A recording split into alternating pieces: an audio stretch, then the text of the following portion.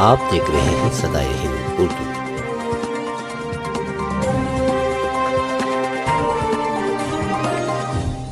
دراصل سنجیدگی سے اگر سوچا جائے تو ادب کو سننے کا ذوق ہمیں پیدا کرنا چاہیے۔ مغربی ممالک میں اچھے بڑے شاعروں اور ادیبوں کی تحریروں کو پڑھنے کا بہت پرانا رواج ہے، ایک عظیم روایت ہے، اور ہمارے پڑوسی ملک میں بھی بہت سے ایسے احباب موجود ہیں جو بڑی عمدگی کے ساتھ تحریریں پیش کرتے ہیں۔ ضیاء محی الدین کا نام تو آپ نے سنا ہوگا۔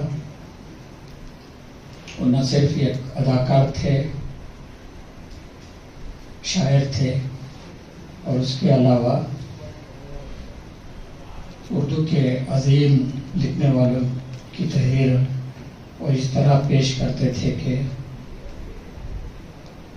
انہیں سننے کے لیے لوگ ٹکٹ خرید کر ہال میں تشریف لاتے تھے۔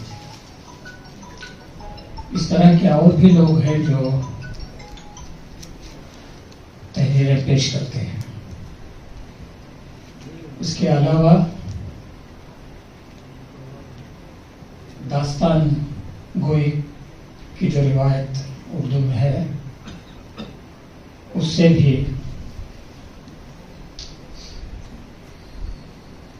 اپنی یادداشت کے زور پر طویل مکالمے اور طویل افسانے، طویل داستانیں سنانے کا رواج بھی ہمارے ادب میں موجود ہے۔ جنوب میں البتہ ہماری یہ کمزوری ہے کہ چونکہ اردو ہماری روزمرہ کی زبان نہیں ہے، ہم دکنی استعمال کرتے ہیں اپنے گھروں میں، اپنی بات چیت میں، اس لیے یہ کوئی شرمندگی کی بات نہیں ہے کہ ہمیں اردو تلفظ پر اس طرح کا عبور حاصل نہیں ہے جس طرح کی ہونا چاہیے۔ اس لیے اس طرح کی محفلیں بہت کارآمد ہو سکتی ہیں، اور ہم ہندوستانی اردو منچ کے سلسلے میں مزید اس طرح کی محفلیں منعقد کرنے کی کوشش کرے گا۔ امید ہے کہ آپ تمام حضرات اور شہر کے بعض سامعین، محبان اردو اس طرح کی محفلوں میں شرکت کریں گے اور اسے مزید آگے لے جانے کی کوشش ہم کریں گے۔ اس کے علاوہ جیسا کہ میں نے ذکر کیا، اردو چونکہ ہماری روزمرہ کی زبان نہیں ہے، اس لیے اس کے تلفظ اور طرز ادائیگی میں اکثر ہم سے غلطیاں ہوتی رہتی ہیں۔ اس میں شرمندگی کی کوئی بات نہیں ہے، لیکن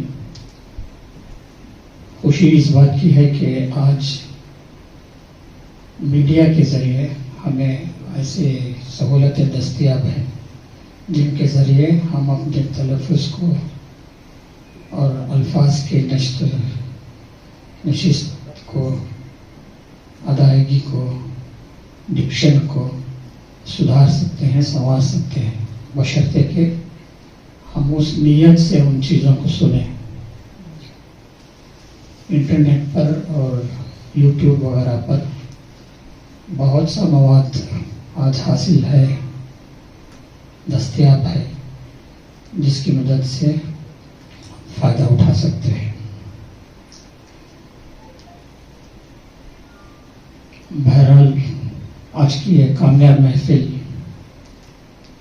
قابل مبارکباد ہے وہ تمام احباب، وہ تمام خواتین جنہوں نے مختلف صاحب قلم خواتین کے رشاد قلم کو اپنے اپنے انداز سے پیش کیا۔ خاص طور پر منٹو کا خاکہ، عصمت چغتائی کا لکھا ہوا بہت اچھے انداز میں تسنیم نے پیش کیا، اس کے علاوہ ماہر فاطمہ غالباً انہوں نے پروین شاکر کی غزلیں اور ان کے اشعار بہت ہی پراثر انداز میں پیش کیا. خصوصی تذکرات یا خصوصی ذکر میں آج کے افتتاحی خطبے کا کروں گا. اس پہ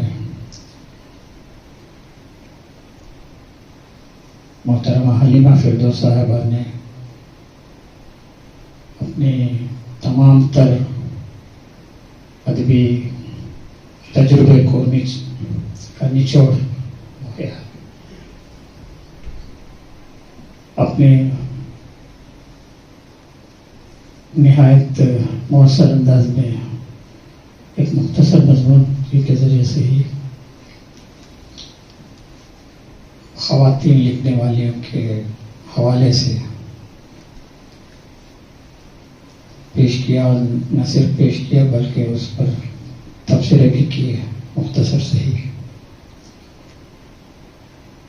خاص طور پر میں سامعین کا بھی شکر گزار ہوں کہ بڑے صبر و سکون کے ساتھ آخر تک وہ تشریف رکھتے رہے اور اس محفل کو کامیاب بنانے میں انہوں نے ہم یعنی ہندوستانی اردو منچ کی مدد کی. بہت بہت شکریہ.